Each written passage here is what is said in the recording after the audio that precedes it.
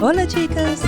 Welcome to the Lifelinks podcast, where we share how the past influences the current day so you can choose a future based on a true identity, because we're not blending in.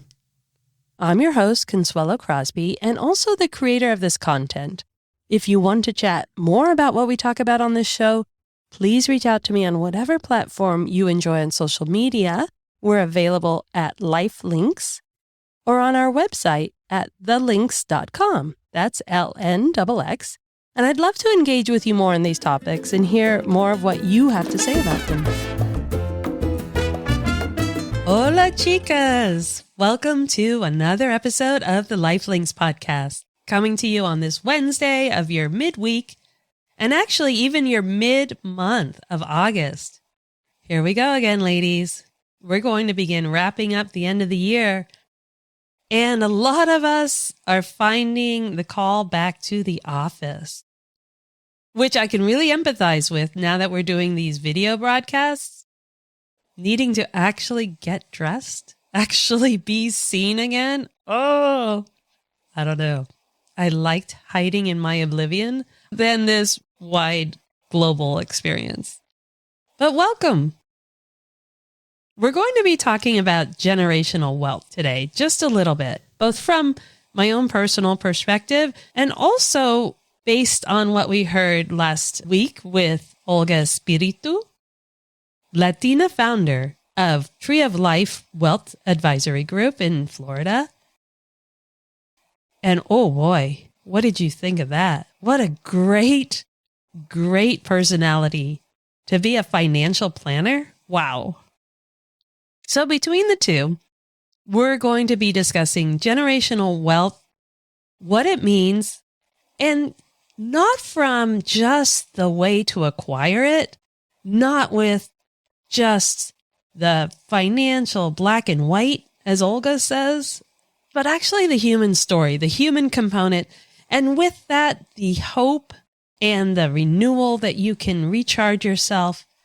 Because getting through the struggle is difficult, it's challenging, but boy, do you still prove to yourself what you have in order for you to get to that goal.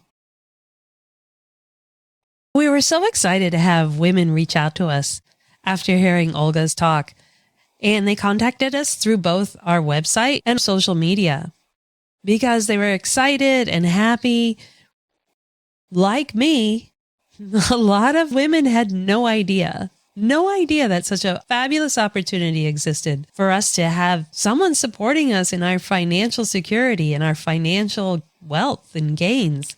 So I really appreciate your excitement and also the questions about how to contact Olga. You'll find that in our show notes. That will be on any of the podcast platforms that you already listen to. And that's going to be for every guest that we have on our show. You can also find it on our website. We have the transcriptions and we will also have the article synopsis on our guests.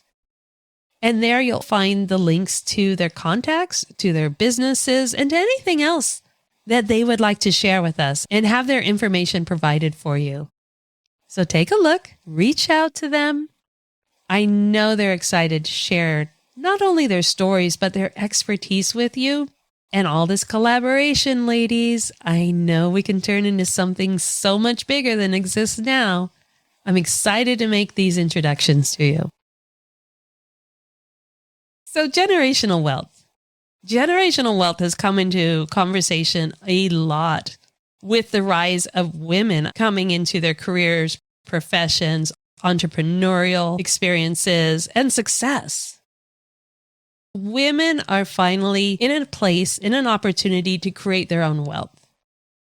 This is important because it really is driven by empowerment and self-confidence. They have the opportunity to create their own businesses. They can have their own financial security and the security for their children. They can have things on their term. This is all relatively new. It's not necessarily automatic, and it's definitely not easy, but for the first time in my lifetime, and that's getting up there, We have the opportunity to make our own success. There's enough of us who are in a mindset of being career women, of being owners of their own businesses, of trying anything without fear of being judged or fear of being ridiculed. Which again, this is very new and it's a beautiful, beautiful thing. So grateful for the millennial generation, the Gen Z generation. Honestly, I feel it's you women who are really in mass making the changes, making the demands, and it feels great. That financial growth in women, who, like we said, are the third largest financial entity in the world. Women can now be acquiring their own wealth and distributing it out any way they choose, whether it's to their children, it's to organizations. Look at Mackenzie Scott. Look how she's distributing her wealth. Having wealth in the hands of women tends to be much more empathetically distributed among institutions and communities that otherwise have gotten overlooked. Usually overlooked because the system that we have now looks at those communities, looks at those scenarios and says, no, that's not going to make me the money I want. I really believe that women see it differently. Women see the investment in humanity, the investment in youth, the investment in securing family. That we know has a bigger payoff than investment for money return. So the exciting part is that it does take only one generation. If everything falls into place well, it can take only one generation. For instance, for any of us as children who experience a struggle within the family financially, whether it was because of having parents come here and not know how to operate this system right away, it took time. They lost their ability to transfer their professions and their expertise and their careers. They had to navigate a new system that wasn't familiar with them, that they may not trust, and for good reason. Or you're in a family that just financially struggled. It could be for any given reason: loss of a parent, illness, the system itself. We have the opportunity now to turn those things around in one generation. So that struggle that you may have felt as a child because you got past the baton of responsibility earlier than maybe others around you, embrace that struggle. Embrace that, yes, you had to contribute where most kids may not have to. Yes, it is harder. I think it was difficult for me seeing my parents struggle in their own company and knowing that sometimes people didn't pay their invoices, didn't pay the bills. If you don't pay a company owner, it trickles down. It means that they don't get paid. It means that their family goes without. And when you as a child, like for me, know that people aren't paying, really big companies are not paying, you feel angry at these companies because you're seeing your parents struggle, but you also feel vulnerable as a child, knowing that, oh, okay, the money's going to be thin this month. But getting the baton passed earlier to you isn't the end game. Yes, you're going to run longer with it, but I think you're going to run farther with it because you already have that experience. You mature earlier. You get out in that working sense earlier. You have your jobs earlier.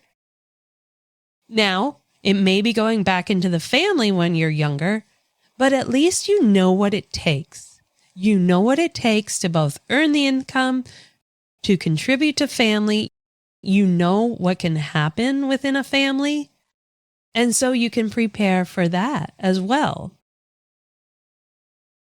That disruption in childhood, that disruption of innocence because you had to participate in the support of the family at a younger age, it comes around as being a blessing.